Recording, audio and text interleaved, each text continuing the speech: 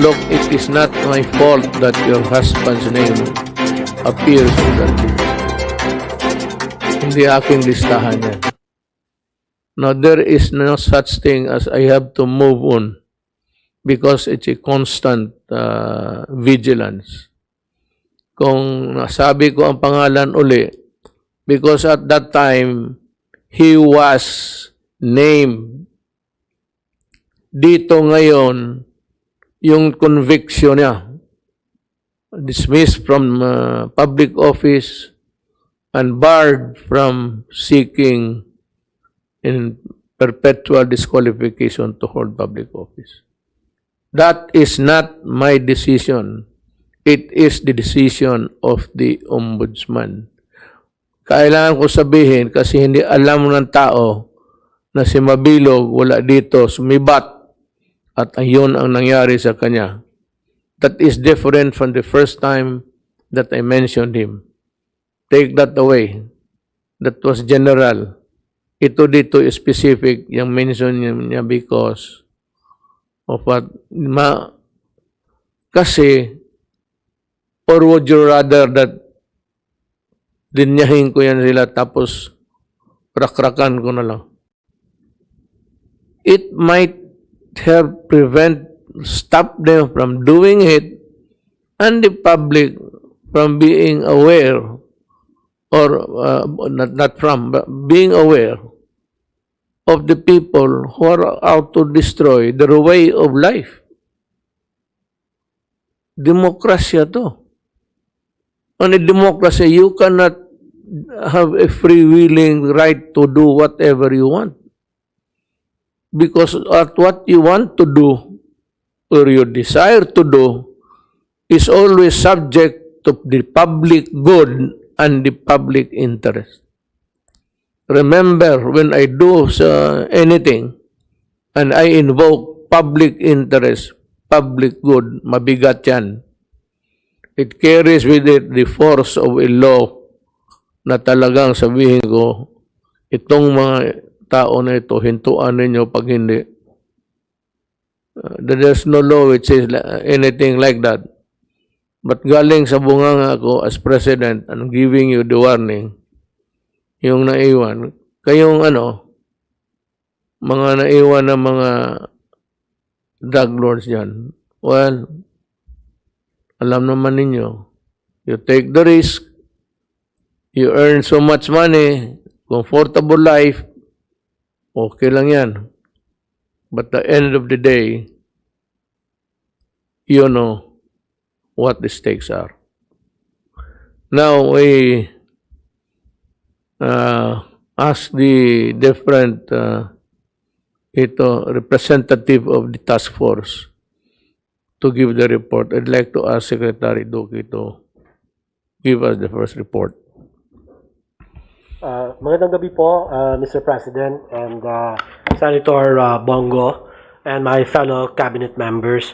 Bago ko po umpisahan yung ulat po patungkol sa COVID situation sa Pilipinas, ibig ko lang pong ipaalam po sa inyo, Mr. President, na yung pong presyo ng testing natin ay napababa na po natin alinsunod po sa inyong executive order na nilagdaan about last month, about November 12 or 13, at kanya nagkapag tatag po tayo ng price range for RT-PCR testing sa private laboratories po. Ang singilan is anywhere from 4,500 pesos na lang po to 5,000.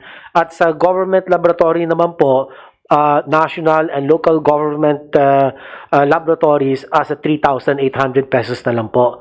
At ang PhilHealth naman ay patuloy na nagbabayad. Ang pinakamataas pong bayad ng PhilHealth is 3,409 pesos. So maliit na lang po yung idadagdag yung out of pocket, parang 400 pesos na lang po. Excuse me, sir, sorry to interrupt you. Yes, sir. These are privately owned. Privately owned po yung 4,500 to 5,000, sir. Can we not undertake the testing by government? kailangan po talaga yung private laboratory, Mr. President, kasi limited po ang capacity ng atin government laboratories, although we have been expanding our capacity, Mr. President. Well, COVID would be around. You're targeting 60 million Filipinos to be vaccinated. Okay. That's no easy job. That is not a walk in the park. And it will transcend maybe the whole of the next year, 2021. So, is there a way that we can spend for all this testing, makabili tayo, makamura tayo, kung may pera pa, maghanap tayo, so that it is actually, to me, the sacred duty of government to protect its citizens. Now, in cases of pandemic, which is beyond control by anybody, that is why it is spreading in the whole world. It's not an epidemic, it's pandemic.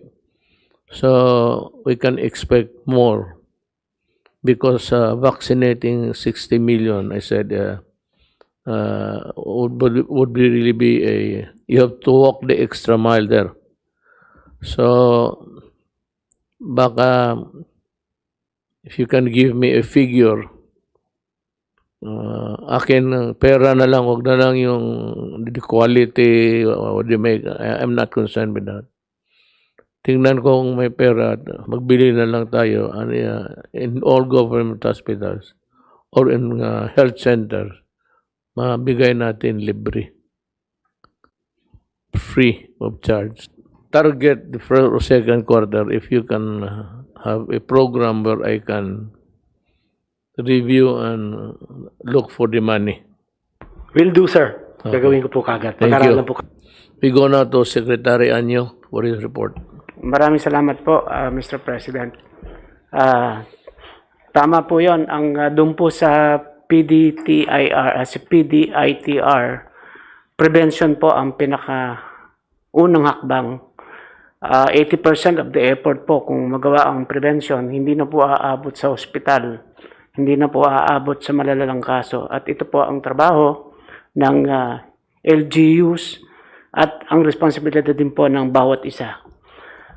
Ngayon po ay naghahanda na ang ating mga LGUs, particularly po ang NCR LGUs, sa nalalapit na Christmas season o pagdiriwang ng Kapaskuhan. We are now in full preparations at nakapokus po ang mga LGUs sa strict implementation ng mga minimum health standard at quarantine protocols. At sila po ay inaasistihan ng ating Philippine National Police Joint Task Force COVID Shield under Lieutenant General Cesar Binag. Kanina nga po ay nagkaroon ng pagpupulong ang DOH, DILG at NCR mayors para sa mga paghahanda na to, sapagkat nag-i-expect po tayo na baka magkaroon ng surge pagkatapos po ng holidays. Dahil ang tendency ng mga tao ay magsaya, lumabas, magmalling, kaya kailangan po ay nakahanda kaming lahat. Dito po sa National Capital Region, pinagtibay na ng ating mga mayors na ang pinapayagan ng lumabas ay 18 to 65 years old. Although po sa buong bansa ay pwede naman yung under MGCQ ang 15 to 65. Bawal pa rin po at mahigpit na i-implement na bawal ang mga mass gatherings katulad po ng Christmas party, ang pagkakaroling ng personal at ang mga reunions ay hindi papayagan. Sa mga pagdiriwang ng Noche Buena, dapat po ay immediate family lang or household members. At magkaroon na lang sila ng BTC sa mga extended families. By Zoom na lang. At ang ating paalala ay dapat ay sundin na huwag lalampas ng 10 kung sila ay magkakatipon-tipon. At ang pag-i-implement po ng mga guidelines na ito, pinapatupad ng ating LGUs, ng Philippine National Police, at kasama yung mga force multipliers, katulad ng mga tanods at mga security guards. Meron din po tayong mga disciplina brigade. Recently po, meron din tayong tinatawag na mga yantok patrollers. Ito po yung mga pulis na merong 1 meter rattan stick. Ito ay gagamitin para panukat sa physical distancing. At kung merong mga kriminal na gagawa ng anumang kasamaan, pwede rin pong gamitin itong pang self-defense. Correct. Katulad lang naman ito nung gumagamit sila ng batuta nung araw. Noon. Opo. Gumagamit sila ng batuta nung araw, pero dahil may physical distancing, maikli lang yung batuta. Kaya dapat mayroon pong rattan stick na 1 meter para pang sukat. Mag-update din po ako dito sa ating anti-illegal drug operations po during the pandemic. Mukhang tumataas po ang demand sa shabu, kaya nagsunod-sunod din po yung operasyon ng ating kapulisan. Noong pong December 5, alas 7 ng gabi, sa SM Bikutan, malapit po sa SM Bikutan, nagkaroon ng bypass operation, at dito po 2 tao ang nahuli at nakarecover ng 8 kilong shabu na nagkakahalaga ng 54.4 million. Ito po ang grupo na nagdadala ng shabu mula sa Mindanao papunta dito sa Metro Manila. At ayon din po sa report ni General Debolt Sinas, nagkaroon ng follow-up operation kahapon, 4:40 p.m. at nakapag-aresto sa isang bypass operation ng 2 tao at 3 kilong shabu ang na-recover natin, total of 20.4 million. Kaya po mula po ating operation noong November 3 hanggang December 7, umaabot po ng 135,391,326 worth of shabu ang ating na-confiscate. Patuloy pa rin po tayo magsasagawa ng mga operasyon at sisiguraduhin nating ligtas sa illegal na droga ang ating mga mamamayan ngayong Kapaskuhan. Yun lang po, Mr. President. Salamat. Thank you, Jalanyo. Alam mo, sa totoo lang, sabi nga lang yung the bulk of the don'ts, ang pinakahawak lang, which is under your control, would really be yung prevention. It is only you who can really do it, but it is not a 100% guarantee that if you follow all of this, you will not get the COVID. Patsambahan lang yan. But your chances of avoiding the contamination would be greater. The odds would be in your favor. Kasi kung protektado ka and you follow the social distancing, lahat na, iyo lahat yan eh. Nasa iyo yan. Mga prevention. Nobody can do it for you.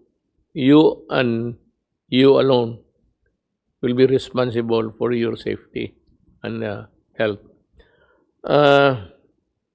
Alam ko po, ngayon pa lang, we are saying sorry that there will be a curtailment of so many things that you have been used to during Christmas time. Look at it this way. All of the Christmas of your lifetime, ngayon lang naman ito isang beses hinihingi ng gobyerno para sa iyo.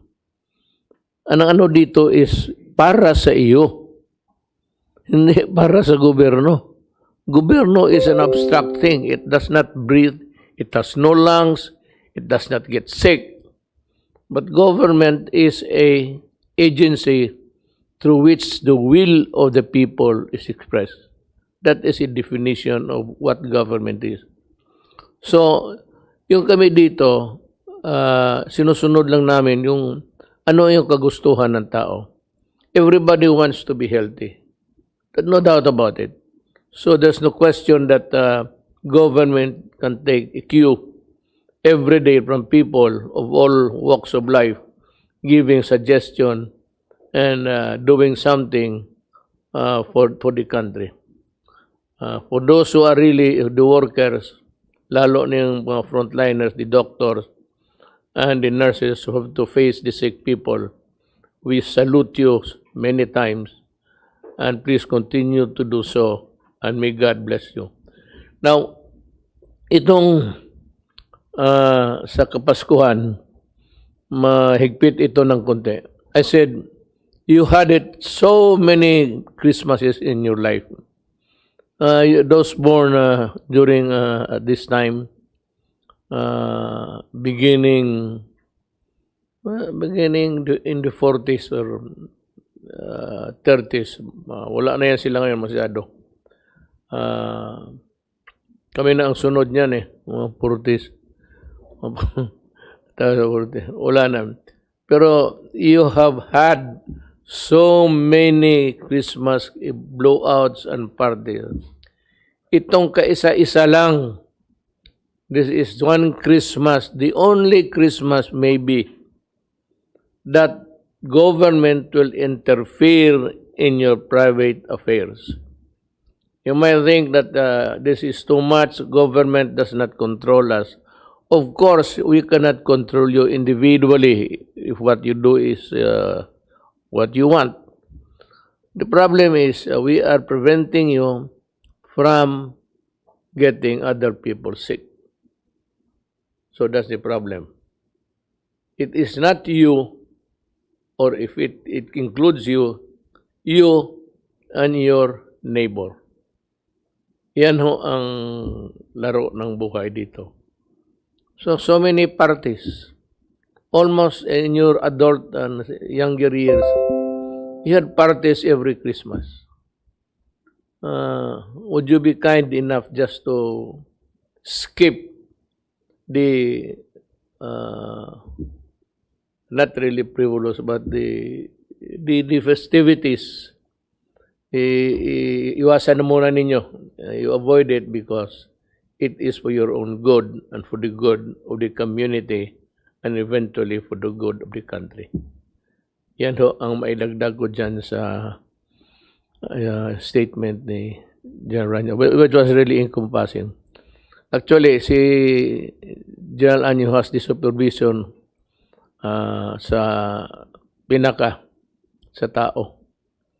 Little dito sa mga direkta Pero ito dito, General Anyo has to deal with the idiosyncrasies, the mores, the culture of people with different tribes in the Philippines.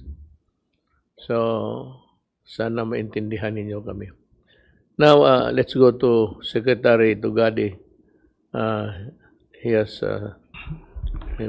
Maraming salamat po, Mayor President, sa pagkakataon na binibigay ninyo upang ihayag ko in general terms kung ano nangyayari sa kagawaran ng transportasyon. Isa-isahin po natin dito ho sa release ng tren na kung saan nung nagumpisa ho tayo ang kapasidad ng ating mga release since resumption of operation in 16 of May 2020. Ito ho ay na-increase to 30% noong October 19, 2020. On details and in details, ang LRT1 ho, ang indicative average capacity per train set per line sa LRT1, 158 ho noon, ngayon ho, 370 passengers na. LRT2, 160 passengers, ngayon 486. Ang MRT3, 153 passengers, ngayon ho, more than double, 372. 166 passenger naman sa PNR na ngayon nagdoble sa 219. Makikita ho natin sa pag-increase ng capacity, mas marami ho ang mga naglalakbay at mga pasahero at biyahero ngayon sa ating mga release ng tren. Let me just report the following developments. Number one, Mr. President, nung nag-meeting po tayo dito, sinabi ko na sa buwan ng Disyembre, yung MRT3 ay babagtas ng 60 kilometers per hour. I'm happy to announce, Mr. President and fellow cabinet members, that by December 1, your MRT3 has hit 60 kilometers per hour. Never before has this been done. Ngayon ho, natapos na ho natin yung rail replacement. Dapat ho, matapos natin yan next year. Kaya lang pinayagan ho tayo ng IATF na kung saan kami ho'y sumamo sa kanila na payagan nyo kaming i-repair yan following strict health protocols. Pinayagan po naman ng IATF, kaya natapos namin yung rail replacement. Yung headway ho, noon, tumatakbo ho tayo mga 9 minutes. Ngayon po, Mr. President, tumatama na ho tayo 3.4 minutes. In other words, ano ho ang ibig sabihin nito? Yung pasahero madadagdagan kasi mapapabilis yung takbo ng tren at yung pag-aantay ay mababawasan. Again, on generic, tatlong bagay ho ang sasabihin ko dito. Yung electronic ticketing system na trinayal namin ay nag-uumpisa at tuloy-tuloy. Ano ho yung epektong hinahabol natin dito sa electronic ticketing system? Mawawala yung overload, mawawala yung bentahan ng scalpel. In other words, yung pagbiyahe sa karagatan, mas magiging safer, comfortable, and more convenient. Umpisa na ho yung contact tracing through trace. Alam ko ho at batid namin na merong plano ang IATF na ilunsad yung Safety Philippines. Wala ho kaming problema dyan. Kung magagawa yung mga detalye, we are all for the integration. Para nang sa ganon, integrated ho yung contact tracing. President, even at the height of the pandemic, we have inaugurated and opened 14 new ports and 14 new improvements. Ito ho'y mag-ahalaga. Pagkat sabi nyo, make the Filipino life comfortable. And by creating all these ports improvement, we are creating the convenience and the mobility to make the Filipino life comfortable. Bumahagi ho tayo sa aviation. Sa aviation ho, ngayon, inaalaw na ng commercial operations as of December 6, 2020, 36 airports. Ang hindi pa ho, inaalaw 13 airports. Ang ibig sabihin, lumalawak at nadadagdagan na ho yung kapasidad natin magbiyahe sa aviation and by air. Pumunta ho tayo sa service contracting under Bayanihan 2. Sa service contracting under Bayanihan 2, ito ho, Mr. President, ang plano natin dito, tatakbo yung mga buses, may laman o wala. In other words, it is a predictable travel. Babayaran natin yung mga operators, swelduhan yung mga drivers. I am pleased to report to the cabinet members as of December 7, 2020, a total of 152 drivers have been onboarded and currently being monitored sa tinatawag natin na service contracting program. An additional 1,500 drivers will be outboarded or was outboarded at 5 o'clock p.m. today. A total of 1,838 drivers from various regions have been oriented and trained on the service contracting program and 7,000 drivers from Metro Manila. Ito ho ang magpapakita na tayo ho ang seryoso sa tinatawag na service contracting. Mahalaga ho ito kasi noon karerahan yan sa EDSA. Ngayon, kaya may laman ka o wala, on dictated time, aandar ka. In other words, travel will become more predictable and convenient. Why? Because sabi nyo nga ho, make the Filipino life comfortable. On a last note, Mr. President, I would like, and I'm happy to inform you, that your kagawaran ng transportasyon is one with you in fighting corruption. Ano ho yung ginagawa namin sa Department of Transportation? I created a task force, 3 tao, na kung saan i-monitor yung mga kaso ng corruption, itutuloy. Pero agarang ginawa kong rekomendasyon, Mr. President, at ginagawa nila ito, lahat, pati na ako, ay magsasubmit sa task force ng kanilang SALN for the last 3 years. Isinama ko ho dyan yung mga secretaries, executive assistant. Sinama ko rin ho dyan yung involved sa BAC, sa bidding, sa procurement, at isinama ko din ho dyan yung mga involved sa project implementation. Bakit ho? Kasi etong bidding, yung BAC, yung procurement, saka yung monitoring of projects, dyan ho nagkakaroon ng aragolya. Kaya pinasisilip ko ho lahat yung SALN. We will be submitting a report to DOJ and to the task force you have created, Mr. President, to show our oneness with your program on corruption. Tama ho kayo. Wala na ho tayong oras, konti na lang. Huwag ho natin bitawan yung issue ng corruption. If we perform and at the same time we attack corruption, then it can be said that really your administration, Mr. President, is working to make the Filipino life convenient, comfortable, and corrupt-free. Yun lang po, Mr. President. Now, we'll go to Secretary Lorenzana. Magandang gabi po, Ginoong Presidente. Kami po ng sa National Task Force, ako, si Secretary Anyo at saka si Secretary Galvez, ay labis na nangangamba na magkakaroon ng pagtaas ng kaso nitong Kapaskuhan. Sa katunayan po, Mr. President, nung nakadaang linggo ay bumaba na tayo ng below 1,000. Ngayon, imakyat na naman tayo ng 1,004. So, ibig sabihin, mayroon pang mga pasaway dyan na hindi naniniwala sa ating mga pinagbibilin. So, ang inyo pong sanatahang lakas ay handang tumulong sa kapulisan para ipatupad yung ating mga protokolo ngayong Kapaskuhan para mapigilan natin yung pagtaas ng mga kaso. So, wala naman po masyadong problema sa buong bansa. Yung ating mga kasundaluhan ay patuloy din yung kanilang operation against the NPA at saka mga abusayap. At saka sa katunayan nga, marami na tayong nakukuhang mga leaders ng mga NPA. Yun lang po dun sa AFP. Doon po sa ating minamanmanang mga OFW na umuwi ay nakatala na tayo ng 348,477 OFWs who came home from abroad assisted by the IATF. Patuloy pa po ang pag-uwi nila at sa palagay ko hindi na tititigil to hanggang sa darating na taon. Yun lang po, Ginoong Presidente. Maraming salamat po. Thank you, Secretary Lorenzana. Mabalik lang ako. Let me revisit again yung previous talking points ni General Anyo. Itong Ratan, tama ka, sir. There used to be a baton carried by the policemen many years ago. Nakita ko yun. I was still young, but not so young. But old enough to observe the multi-purpose use of a baton. Alam mo, nagtaka talaga ako kung bakit ito tinanggal.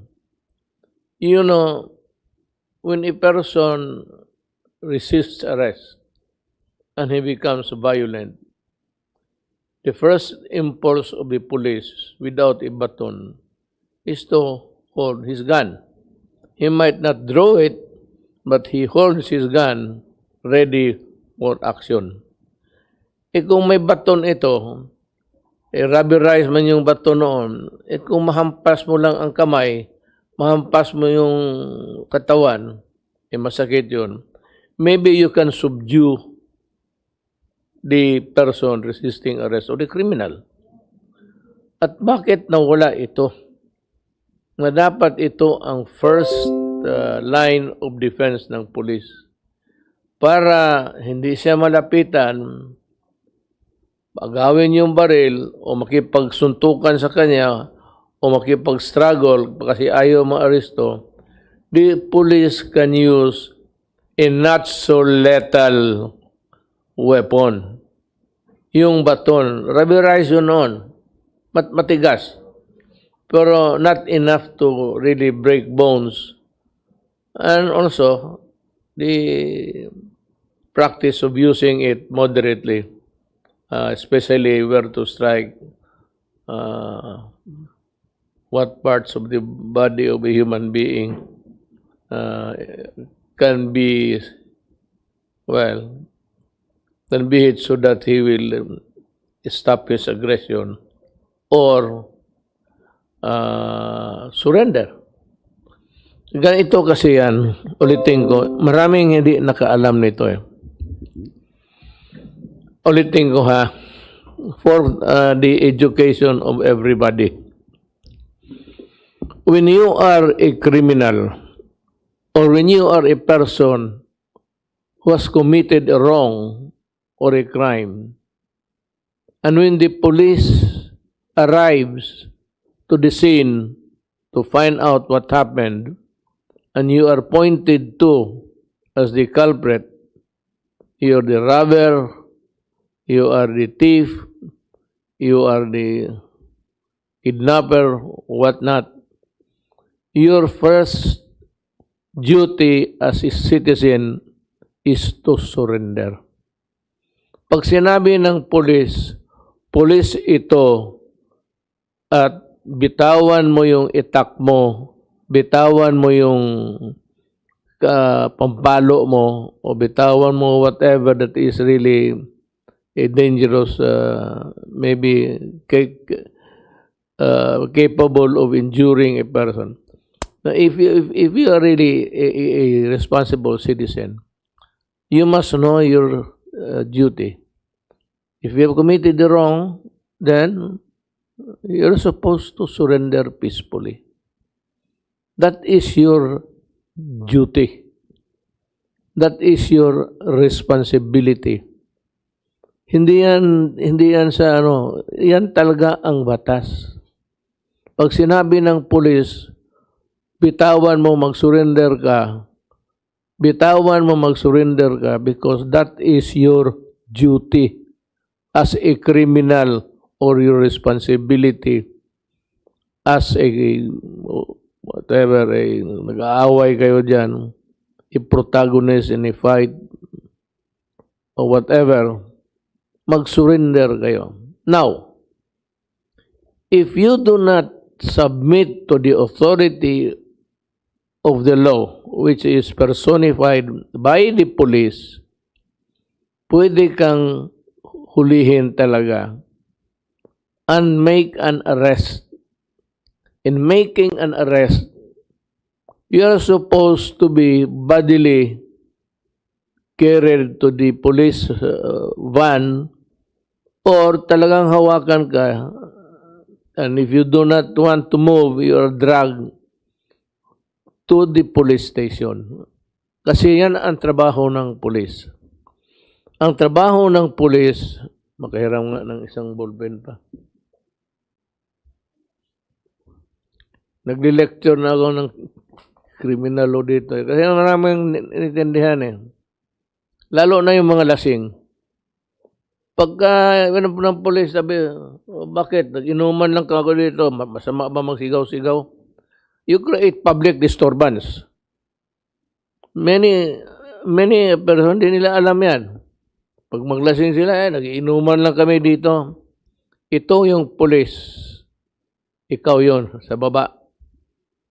Pag sinabi ng pulis, mag-surrender ka, sumama ka sa pulis peacefully. That is your duty. Duty mo yan. Ngayon, kung pagsabi ng pulis, ayaw mong sumama, pipilitin kita. The police now will go to you and get hold of your hand, place a handcuff sa iyo, because you have, the police has the duty to arrest you and bring you to the law. Ngayon, kung mag-away ka, ang police has the duty to enforce the law by overcoming your resistance. Kaya pagka gano'n, pinalo ka na ng pulis kasi ayaw mong sumama, sabunutan ka, pwede kang paluin ng pulis sa paa, then he must bring you to this station. That is the duty of the police, to insist. Ikaw, ang duty mo when you are arrested is for the purpose of bringing you to the folds of the law, and you go to the station, have yourself booked for whatever misdeed, wrong, or crime you committed. Ganon ho yan. I'm not defending the police. Kasi sabi ka the police, ano ako sa sundalo sa police, no. I am just following what the law says. Kasi kung makipag-away ka ng police, pag sinuntok mo yung police, inatake mo, you commit the crime of direct assault. upon an agent of a person in authority. Ikaw yung may kasalanan pag lumaban ka. At kung nabugbog ka sa batuta, problema mo yan kasi hindi ka nag-surrender. In the first place, your duty is to surrender. Intindihan ninyo? Kailangan kadalhin eh. The police has to place you under his control to bring you to the station.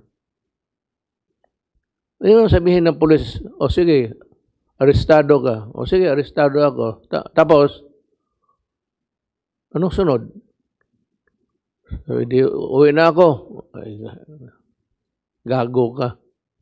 Diyan ka talaga mabugbog. Sabi ka, so sir, sama ako. Usually, if you're under arrest, you are placed, when the handcuff is placed, both of them in your hands, and that is the symbol of being arrested. Sa Amerika, maniwala ka hindi, pedestrian lang. Pedestrian lane yung no crossing, mahuli ka doon. Patindigin ka ng police because he is manning the traffic.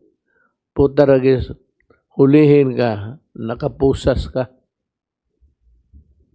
Ganon ang style sa Amerika. Mabuti na nga yung atin sa sumama ka. Doon automatic. If you say, hey guy, you're arrested. You're violating the law. Please turn your back. Your hands, place it there. Ayun. Tapos, hintayin ka dyan, patindigin ka hanggang magdaan yung van ng pulis para isakay ka, dalhin ka sa istasyon. I-book ka for jaywalking. Ganon sa Amerika. Kaya dito, hindi nyo naintindihan, pag inaresto kayo ng pulis, sabi ni pulis ito, ano ba ito? Ito siya o arestado ka. Sumama ka. Ayan, kamay mo. Nakapusas. Sumama ka. Huwag ka lumaban because your responsibility is mag-surrender peacefully. Ang police naman is to place you under their control. Kaya kung maglaban ka, mabubugbog ka talaga. Kasi sa ayaw mo sa hindi, dadalhin ka talaga doon sa istasyon. Yan ang karamihan. Dito itong mga Reds, yan sila. Hindi nakakaintindi. Palimbasa, walang abogado dyan sa kanila na ginagamit yung utak. It's not, the word is not working. That's the law. That's criminal law. Ngayon, kung ipabalik ko yung baton, balik ko siguro. Pero yung hard rubber, huwag yung kahoy kasi, Pero in the meantime, the rattan will do. Will suffice. We'll look for the money next year. I'll buy you the baton. And the baton will be gamitin yung baton, wag yung baril. Kasi kung hindi mo bigyan ng baton, pag maglapit ang pulis, ang kamay sa baril na, kunting pagkamali, any overt act na parang magbunot ka lang pala ng wallet mo, para ka nagbunot ng baril, na mabaril ka, justified. Mistake of fact yan. If he believes in good faith that he's going to be. Ngayon, dito tayo sa, isingit ko na lang bago si General Garbes. There will be no ceasefire ever again under my term ko pagka-presidente. For all intents and purposes, yung ceasefire is dead. Wala na yun. Matagal na yun. Nung umalis ako, when I walk away from the talks, because we cannot understand each other, maybe we were talking on different dialects. I don't know why. But I just simply cannot understand the way it was being carried by the other side, by being played. What was evolving before me was something which is not acceptable to the Republic of the Philippines. Lalo na yung coalition government. You are no president, no stupid president will allow it. He will get impeached. You will get impeached by, you are not supposed to share that power. Ako, may sinumpaan ako. And those powers given to me under the law are only to be exercised unless they are capable of being delegated. I cannot compromise anything in this government. It's either I will be impeached or the military and the police will shoot me. Mamili lang ako sa dalawa dyan. Ipapasubo mo ang Republic of the Philippines, papatayan ka talaga. Because you are a traitor of your country. And if I give you a power to share in a power sharing, that's a very, very serious thing. You can get assassinated for it. Hindi na maghintay because sinisira mo yung Republika ng Pilipinas. Simple as that. So for all intents and purposes, I would say the ceasefire is dead, and there is the peace talks between the NDF, NPA, pati yung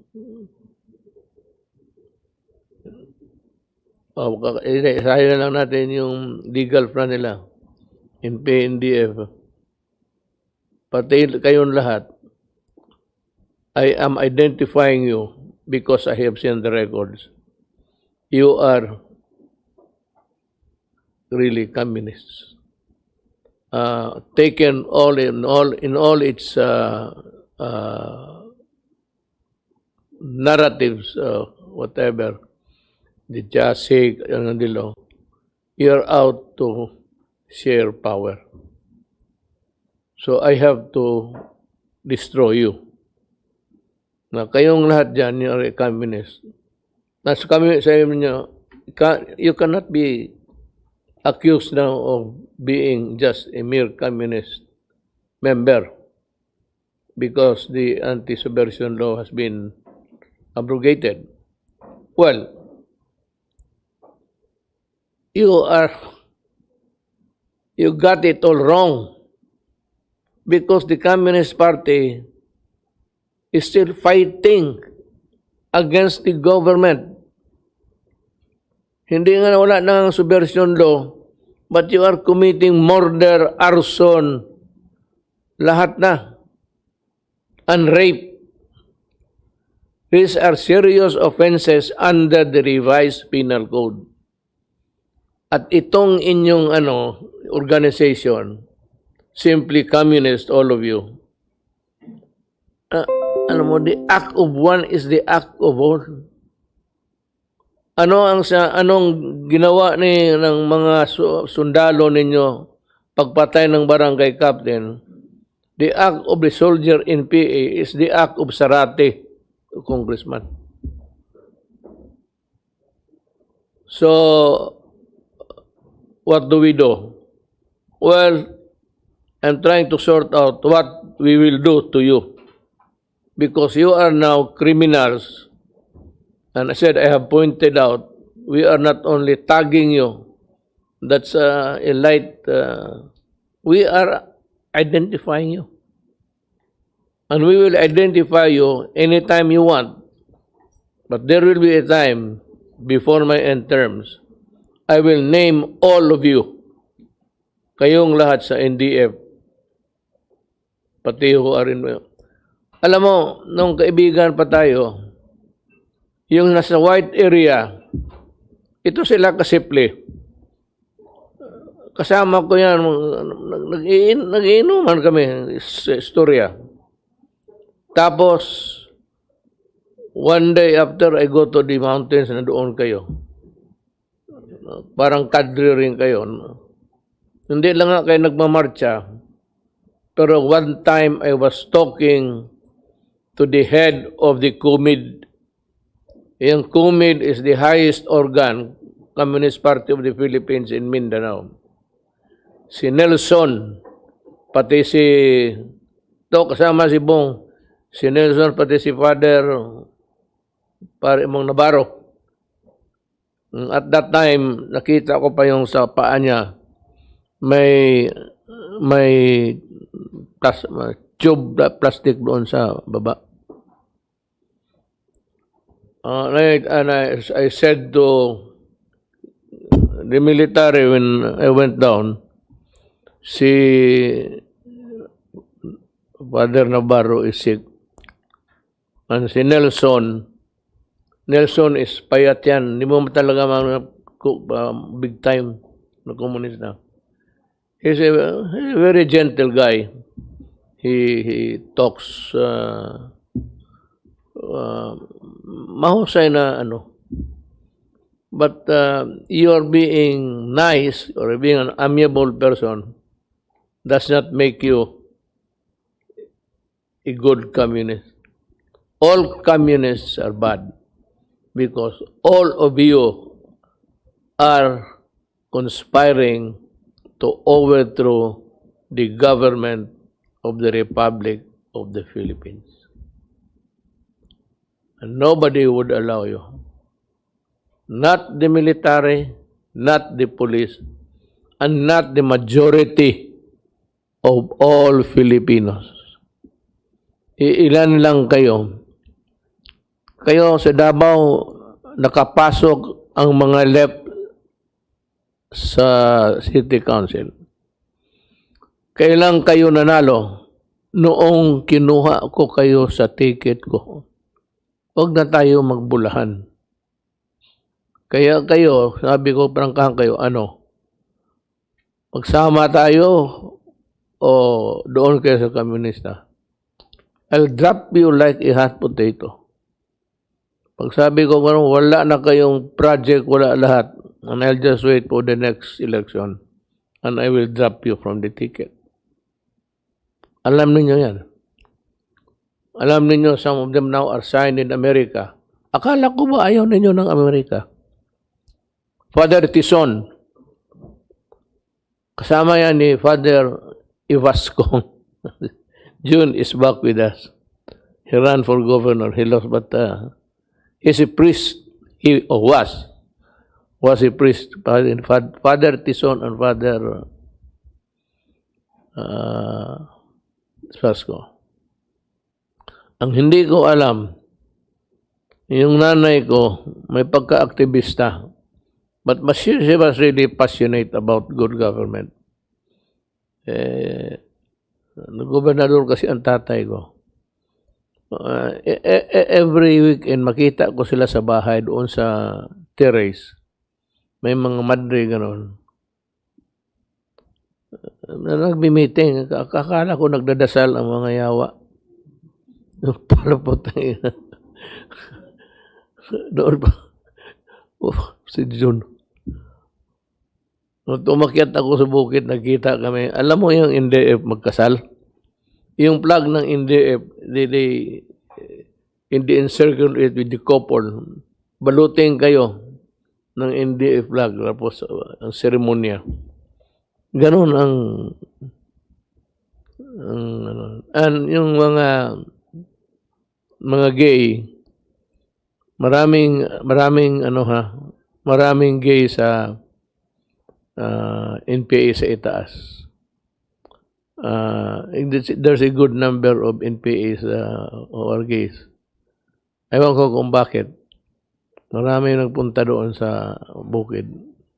But most of them now are nomads. Exploited, oppressed by the new People's Army. Tinatakot lang ninyo. Pinapatay. When did this happen? Kayong mga lumad, kano saan nagsugod? Kailan ito nag-umpisa? Kano saan nagsugod? Before the NPAs came, May gulo ba? Naabay samok sa inyong lugar? May gulo? It was when the NPA started its pacification sa taas. Tapos, ang una political officer, sige lecture. Yan. Pagpasok ng political officers, pasok na ang mga lecturers yon. Naniwala naman kayo. Maniwala kayo. Kayong mga lumad na kapatid ko. Maniwala kayo sa komunista. Maniwala kayo na kaya nila magtayo ng gobyerno. Jesus Maria Joseph. Puro walang ginawa yan kung hindi hingi ng taxes sa inyo at magpatay ng ayong sumama sa kanila. Yan ang problema. So, ulitin ko to review yung batuta. Pero yung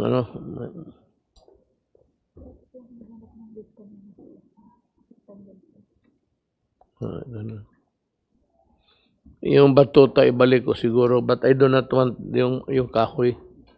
Yung pagkat tumama yun sa katawan ng tao na buto it can break the bones inside the body. Yung lang yung rubber, kakarating lang, kapasok lang. May I just beg the indulgence of General Galvez. Unahin ko lang ito, sir.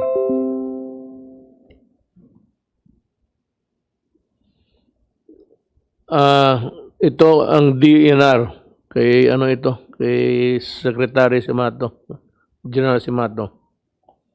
Ang departamento niya, dismissed Engineer Ronnie F. Pumpirada, neglect of duty, misconduct, gross neglect. Virgilio Abragan, grave misconduct. Wilfredo Factoranan, gross neglect of duty. Pati si Mario Tubanya. Pedro Herena, dismissed for grave misconduct. Rolando Palca, dismissed for grave misconduct. Engineer Jason Israel de la Cruz, dismissed, neglect of duty, grave misconduct. Henry N. Valeros, dismissed, irregular issuance of permit for Nara lumber. Ito kahoy. Itong mga lumber na the remaining kahoy na magaganda, wala na. Maswerte ka kung may makita kang Nara. I hope the next generation would maiwanan sila ng para makakita sila kung ano ang Nara tree. Yung mga magagandang kahoy, yakal, wala na. Wala na yun. Engineer Nason de la Cruz, ayun, misconduct. Henry Valeros, dismissed, grave misconduct. Raquel Ali Lukman, this grave misconduct. Di Pedro, dismissed, grave misconduct. Roger Madridio, dismissed for grave misconduct. Ang mga suspended, hindi ako approve. I will assign them to some other places. Kasi yung prejudicial to the best interest in land titling, delikado to. Pasahin ko lang lahat, pareho sila. I think these guys will mag-usap kami ni General Simato. Ilipat ito sila sa probinsya at saka a job that has nothing to do with titling of lands. Shirley Camagon, Nolindo Dutdut, Marlene Minor, Ruby Dilia Preciosa, Tumamo, Olivia Abitong, Joel Eden, Rowena Pulido, Engineer Nila Castañares, Charlotte Cabiao, Engineer Cristina Makia, Aurora Talua, Merlin Aburca, Emmanuel Tigpos, Mamerto Caballero, Atia Acevedo, Remios Soma Kulob.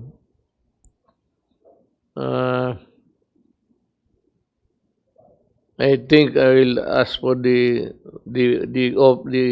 records of these guys to the office of the president. I might just decide to dismiss them. Land titling kung saan mo ilagay, gagawa rin ng kalukuhan niya. Now, let us hear the man of the hour, General Galvez. Sir, iyon na. Sir, I will make a report, sir, on the vaccine. But beforehand, sir, Mr. President, I would like to thank you sa maaga pong paglalabas po ng EO 121, which will facilitate our immediate procurement of vaccine, wherein the regulatory requirements will be cut down from 6 months to 1 month. Sir, napakalaki pong tulong po sa amin po yun dahil kasi at least yung requirement po ng law na kailangan po may FDA emergency use ay mapapabilis po ang ano po natin pag-procure po natin ng vaccine. Kung makatulong lang, sir. Yes, sir. Marami po salamat, sir. At marami pong natuwa, sir, na taga-DOH at saka sa ating mga hospital po, sir, natin. Dahil alam po nila na napakalaking tulong po ng EO 121 po, sir. Sir, I will just have 5 slides, sir. Sa ngayon po, sir, nagkakaroon tayo ng reorganization dahil sa report nga po ni Secretary Duque ay mahigit lang na 5% po yung ating cases na very manageable. So, ang ginawa po namin, tinransfer na po namin yung National Incident Command Emergency Operation Center doon po sa NDRIM COCD, considering na talagang sa OCD po kay Secretary Orlesana po yung pinaka-NTF, siya ang chairman, para po i-delegate na lang po sa DOH, DILG, at saka sa DEDA, yung pag-action sa po, dahil kasi ang gagawin po natin, magkakaroon po tayo ng massive preparation for the National Immunization Program. Napakalaki po ng ating preparation kasi it is unprecedented. At saka ang po natin, target po natin ay makapag-round po tayo ng tatawag na immunization ng more or less 70 to 80 million. Kasi ang inyo pong order po sa amin ay magkaroon po ng nationwide immunization ang lahat po ng mga Pilipino, lalo na po paunahin po natin ang mga mahirap at saka yung natawag natin healthcare workers at saka mga frontliners natin, mga sundalo at mga pulis. One question. There are about 100 million Filipinos plus. Yes, sir. You have pegged the initial mass vaccination at 60 million? Sir, kasi po ang po natin, sa po kasi natin, ang problema po sir natin, sir, yung supply and demand. Okay. Dahil po, yung 80% na po ng mga vaccine na gagawin ay nakuha na po ng mga mayayamang country.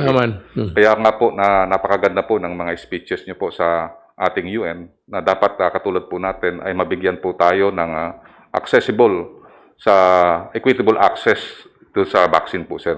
Kaya maganda po yung panawagan na yun at maganda po na yung mga ibang bansa na nakabili ng more than their population, they are more than willing to share it with us. Particularly po ang Australia po, sir, at saka yung ibang bansa. And I believe yung China po, sir, nakausap na po namin si Ambassador Wang Xilian at they might be able to give some contribute po, sir. So ngayon po, sir, ongoing ang negotiation po namin sa kanila. I-report po mamaya, sir, sa inyo. Let me just cut you there para malaman lang ng mga tao. Mga alam mo itong vaccine, it could be from Pfizer, Moderna, it could be from uh, Seneca, well, AstraZeneca po, sir. Seneca, pati itong sa China, China. puro approve ito at puro mabisa ito lahat. Opo, sir. I mean to say that they are not the cure, but they can be the prevention and eventually make the nation healthy again. Yung lahat na bakuna na bili ni General Galvez, baski saan-saang countries na gumagawa, China, it could be Australia, puro okay yan. I assure you, I give you that guarantee. Sige, sir.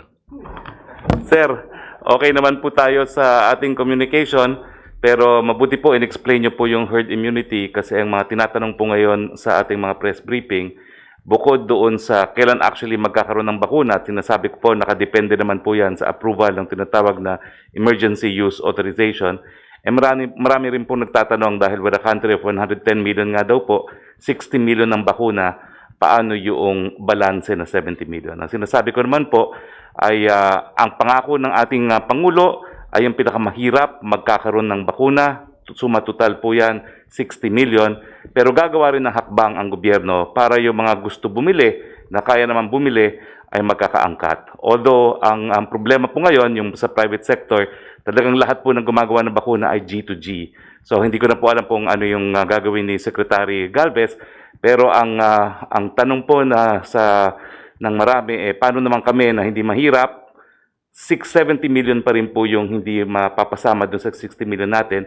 Ang assurance ko lang, gagawa ng hakbang para makaangkat din, at since hindi naman gagamit ng pondo ng gobyerno, mas madali nga po yun, no? Dahil sila ay makakabili.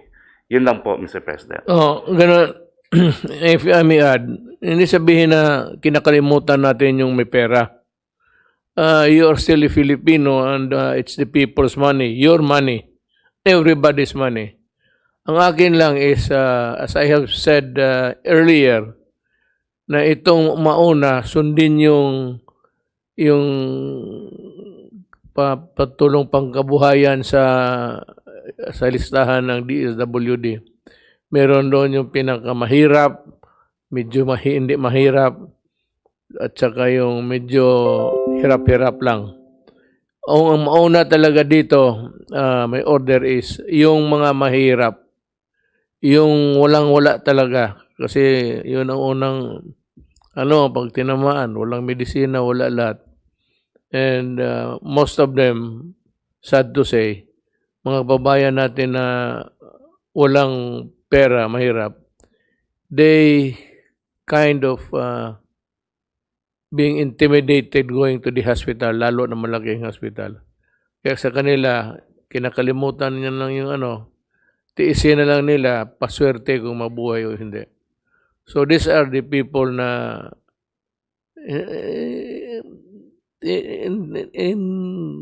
hindi naman total desperation, but these are the people na dapat unahin natin. Yung mahirap, dapat sundin talaga yan. Yung mga mahirap, tapos hindi masyado hirap, yung hirap-hirap lang, pati yung nagyaman, mahirap no nagyaman sa droga, ang injection ninyo, sa totoo lang, rabies. Pagkagat ko muna kayo ng it brings, drug, please understand it. The drugs problem brings the worst out of me. Ang masama kong ugali, masama kong temperament, ang pinakamasama kong pagkatao lalabas basta droga na ang pag-usapan. You have to take it or leave it. Yan ang makukuha ninyo sa akin. Hindi ako I don't moderate my words. Pag sinabi kong injection mo, tubig lang o rabies, ganyan ka lang. Putang ina mo, nandiyan ka sa droga, talagang sabi ko. Do not destroy the Filipino or else I'll destroy you. Mga kaibigan, in a few days, we'll be celebrating Christmas. Now, the problem is the COVID. it has dampened, medyo humina ang ano natin, ang celebration natin ngayon. Tataka kayo na maraming hindi dito, hindi doon, puro hindi na lang. It's because we are fighting a deadly microbe, and it's COVID. And it can kill you pag tinamaan ka. Pasking ako, pag tinamaan ako, pwede ako madisgrasya. Kaya naman, nililimit ko yung exposure. Pero at times, talagang mapipilitan akong lumabas if there is a serious problem outside. Tiis na konti. Total, there's a light at the end of the tunnel, actually, so to speak. Pati yung, there's a news in the horizon, there's already vaccines being produced. Kaya lang, ang sinasabi niya, the long and short, kaning istorya namin ngayon, is nauuna talaga yung mayayaman. And it is not our fault na mayaman sila. So if they have the clout, o yung mayayaman, sila mismo ang nagpo-produce, wala man tayong magawa kasi naghihintay lang tayo yung sobra. But it also, in every crisis, brings out the humanity of a person. Like for example, China, Canada, may mga ano tayo noon, may mga kontrobersiya tayo, pero at least kinakalimutan muna natin yung alita natin because people are sick and dying. Produkto ng mga tao dito, Bulacan, yung fireworks, hanap buhay nila. Pero I was really, to tell you the truth, I was toying with the idea of making it just like Davao. Maybe ganito na lang. Total, nandiyan pa tayo ngayon. May 1 year pa kayo next December. Baka next December, ibawal ko na ang putok because it is really a dangerous thing. And for reasons of public safety and health. Public safety, mamatay ka, masakit ka. Health is, ma-hospital ka, maputol yung kamay mo. It's a health problem actually. Yung inhalation ng powder smoke. So, it is a problem of health, public interest, and public safety. So, I'm putting you on warning na baka by mid-year, I will issue the necessary document banning totally banning paputok. Kagaya sa amin. Sa amin ngayon, maganda man. New Year, Pasko. We celebrate it with the family. May music, lahat na. Gaiety and all. Walang nasusugatan, walang namamatay. Ang ayaw ko pa dito, ganito. Ito talaga ang masakit. Yung mapaputok na may mga baril. Ito yung mga walang hiya na walang utak. At bakit nagkaroon ng baril. If you can point out, maybe I will give you the wherewithals later on. Magpaputok ka ng baril, what goes up goes down. With the same velocity going up, same velocity going down. Pag it pierces itong mga galvanized iron, pag tumatama maraming napapatay, lalo na sa labas, sa ulo. Itong mga tao na ito, may special and dedication ako, hintayin lang ninyo. Basta sunod, may nagpaputok ka ng baril.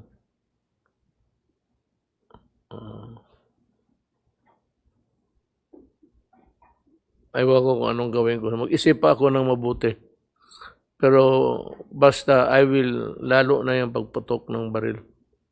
I will make it a very serious offense. If not, I'll go to Congress. And, you know, do not give me that shit. Yung sabihin mo, hindi ko sadya, pataas man. If you know that if it hits a head of a person, it will kill him, you are guilty of homicide. Or maybe murder. Walang kalaban-laban yung tao, mahulog ng ano. Hindi mo masabi, disgrasya. It is not accident, anak ng putang ina ka. Kasi bala yan, pagputok, sabi ko, velocity going up, pati velocity going down, going down, same velocity. Pag tumama yan ng in the past, mga bata.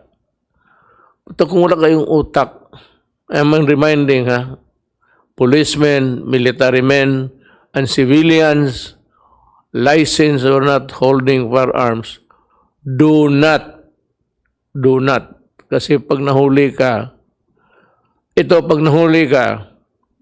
dito sa pagpaputok mo, wala pang, pero papahirapan kita. Kung sa New Year ka magpaputok, I will detain you until, kasi the following day, sarado, walang opisina. So, papahirapan kita. Sabihin ko sa mga pulis, huwag ninyong linisin yung mga kubita ninyo sa priso. Hayaan ninyong, huwag ninyong linisin sa Pasko pati New Year, kasi diyan ko ipasok yung mga putang inang yan. That's an order. Do not clean. That is reserved for idiots who have no sense of fairness and ewan ko. So mga kasama, mga kaibigan, kunting tiis na lang. Kunting tiis na lang. Magdasal kayo na si General Galvez hindi matamaan ng COVID. Kaya puta lahat ng program na sinasabi niya, madiskaril yan. Malitsi na naman tayo. Maghanap tayo ng another hero from Marawi. So, idasal ninyo si General Galvez. Maraming salamat po.